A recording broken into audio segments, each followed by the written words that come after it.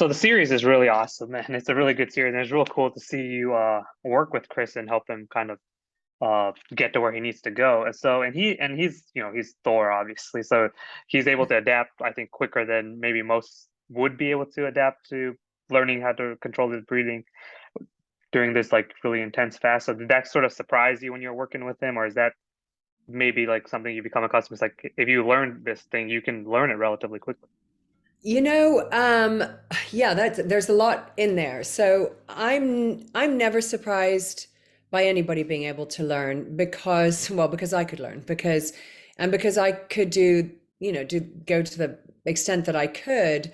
And the only reason I could do that is because we share our mammalian physiology with diving mammals. So to me, a large part of my success I attribute to our innate ability to do it. So I would argue that anybody can do it. However, Chris was a brilliant student. Now, full disclosure, I had to Google him when I was told who this was going to be leading the series, because I don't watch a lot of TV. And of course, I felt like a complete idiot. And my friends are like, "How can you not know who that is?" So when I figured it out, I was like, well, this is a strong, fit young man, and he wouldn't have signed on for a project like this if he wasn't willing. And so those are all the things that I look for, whoever I'm going to work with. Are they willing? And strong and fit helps. And, young men typically are pretty goal oriented as well. So I didn't have any qualms about whether or not he was going to be able to do it. I was just infinitely surprised at he was a great student, and he was a great student in the face of quite a lot of adversity, not just on a film shoot. That's obviously his comfort zone, not mine, but so that clearly didn't phase him one little bit. But he's pretty darn hungry and depleted, and he was full of grit, and grit is what you need when you're facing your own inner fears and issues. And maybe he was, maybe he wasn't, but when you're freediving, it tends to boil it down to some really core, intensely personal things that you face. But Yeah, he did. yeah. Oh yeah, no, it was I mean I've done the 24-hour fasting, but 4 days I can't even imagine. But so like when you're working with them, like the first day when you're going through the breathing exercises and then the 100-meter swim, and then like what kind of notable changes did you see between that first day working with him and then that fourth day where you're doing the actual when he's going hunting for the fish? He was tired. He was tired, and he was depleted, and you know if you're interested in the topic, and I from a background was interested in it and fast myself, so I was very clear and very familiar with what he was going through, and I know that all the science is there, and you believe the science, and Peter Attia is amazing at conveying the science, and the fact that he was fasting with Chris, you have this sense of solidarity, which is great. What nothing really can prepare you for is how it erodes your mind and your will and your drive, and you can be so incredibly strong one minute and then just mentally want to just throw the towel in. So the only difference that I noticed was perhaps just the things that get eroded when you are just exhausted, and that can be willpower. But I mean, he's clearly not a quitter, and he wasn't about to quit. And what you see in the film is complete reality as far as his openness to what he was enduring. Lots of people fast and or go hungry and things. Keep in mind, he was working out. He wasn't just working, he was working out his body as well. So there was a lot going on there that he was facing, and he was just tired, but he was resolved. I mean, I think with any of these things, when the end is in sight, you kind of can get that extra kick. At least that's my experience with fasting Mhm. and every freediving record I've ever set. Yeah. I've always left the surface and told myself, in 3 minutes, this is all over. I can do this for another 3 minutes, you know. So I would imagine that there was a bit of that going on in his head too. But yeah, I mean, from beginning to end, he was completely committed. He worked really hard, a fantastic student, you know, for my short period of time, pretty freaking amazing human being. But yeah, he had what it took, and he did it very gracefully. That's awesome. I And wish so I like, could tell you that it wasn't like that, but he really, you know, yeah, he's oh that no, great. no, that's great to hear. It's like, and then when you're talking about the breathing exercises, we see it in the context of free driving and swimming in this instance, but like the breathing from the bottom of your lung and kind of like maximizing your output, I guess, like you can better explain, but it's like when you're doing other cardio activities like running or just playing sports, or like you're doing these short sprints almost, like how do you, I don't know the best way to ask, but like what would just practicing the breathing exercise sort of help Yeah, improve your athletic ability like 100%. Yes, 100%. That's how I'm going to make my billions. that? The reality is that oxygen is the only fuel that you can consistently, continuously put in your body, unless you're freediving. But in all other air breathing endeavors, be they athletic or otherwise, you know, oxygen is the fuel that you have access to just by breathing. So learning to breathe efficiently, making sure that the respiration, the exchange of gases, is taking place as efficiently as possible.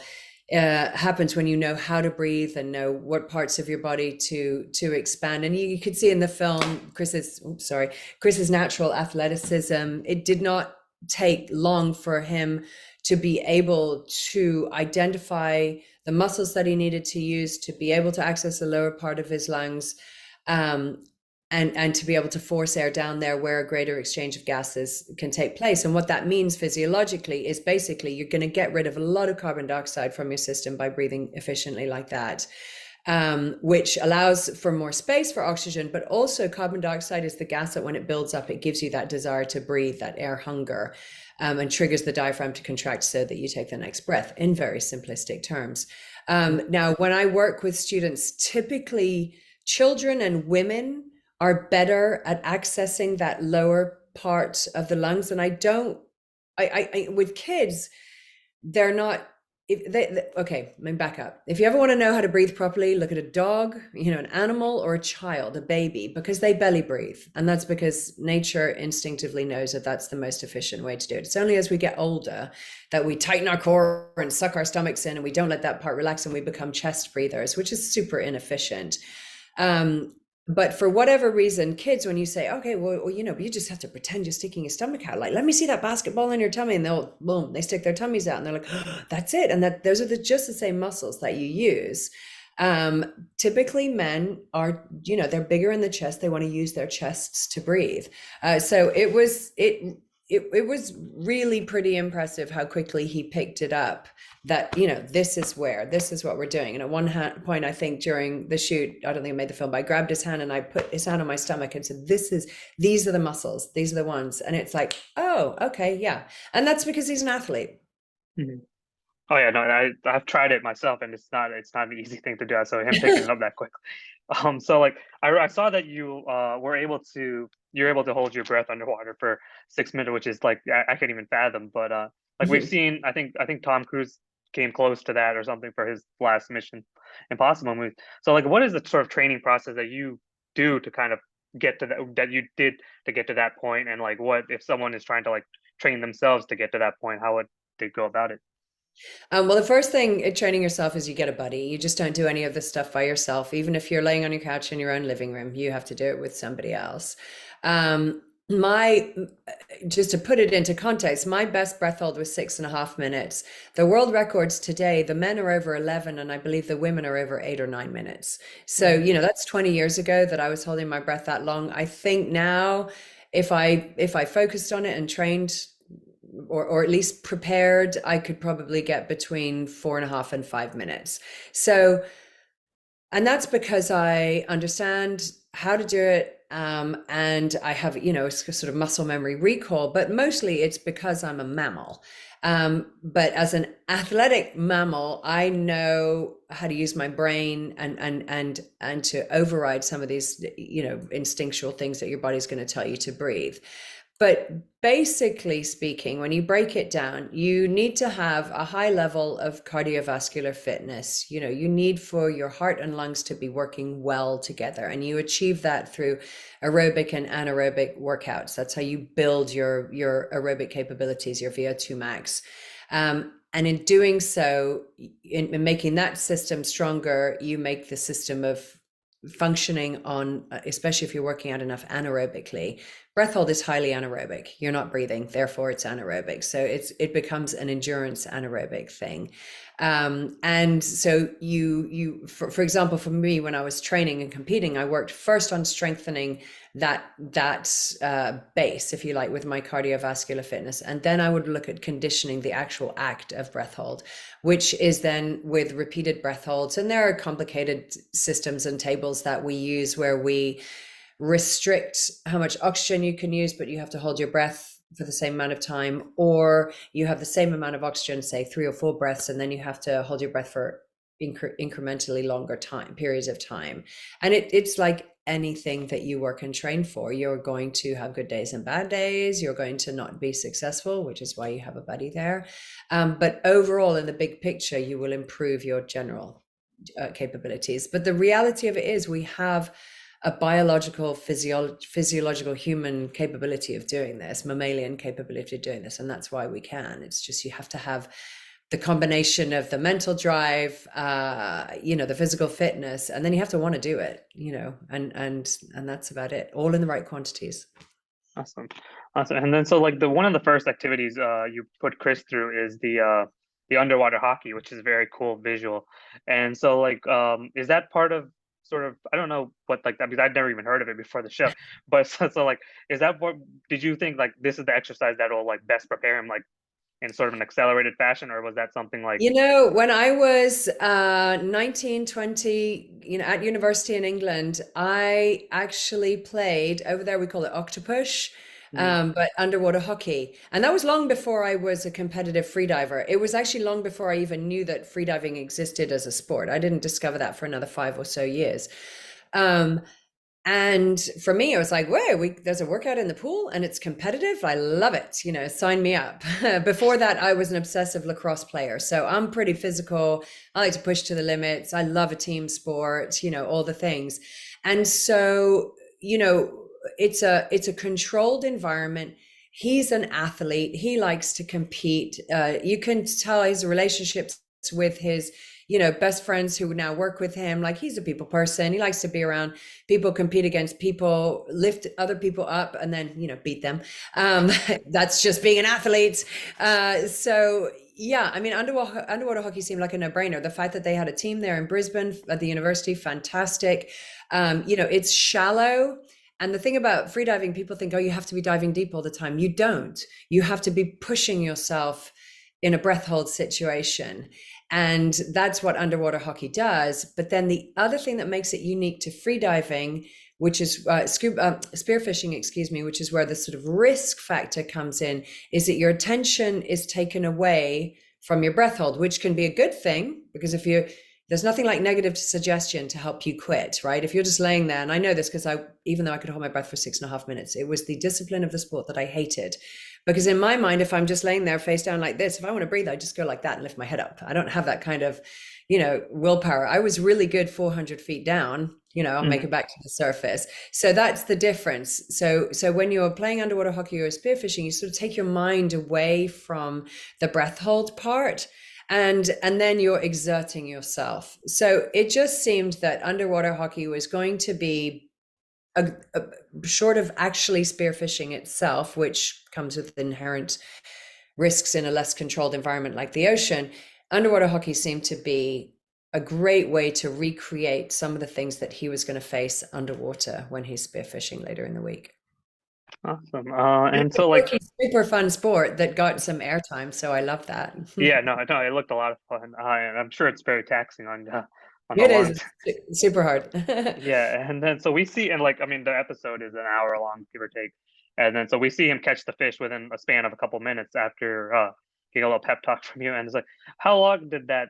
Can you tell me more about the day of that shoot when he's going out fishing, and how long did it actually take him to catch the to hunt down that. I'm actually kind of embarrassed to say that it really did take as long as it looks on it. Oh, I that's mean, awesome. first, the water is so plentiful. We put in at a in a great spot, and to the point where I wasn't quite ready off camera. I had talked to him. We had talked about it. I was still trying to figure out what fish can we shoot here because I'm not familiar with the Australian waters.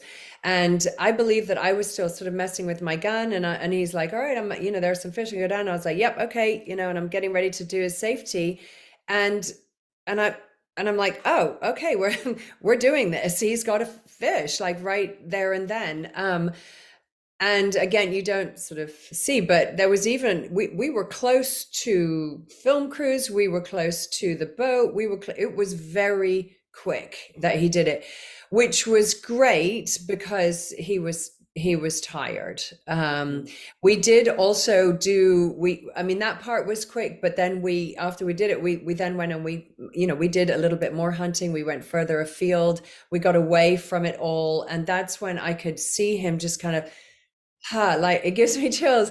You sort of become one with the water, and he's very super aquatic anyway. So you could see that he just sort of relaxed. And at one point he popped up and he's like, yeah, this is awesome. There weren't any fish. There wasn't really a need to do it. We were being trailed by cameras for all the other shots that we get and everything.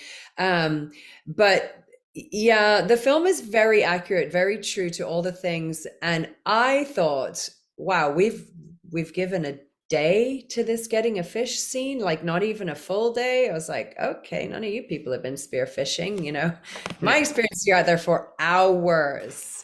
But yeah, it wasn't like that. It was pretty quick. He's a good shot. It helps that he was a good shot because you No, can scare fish off and wait another hour trying to get them to reschool or whatever. But yeah, no, it was pretty good. It was pretty awesome.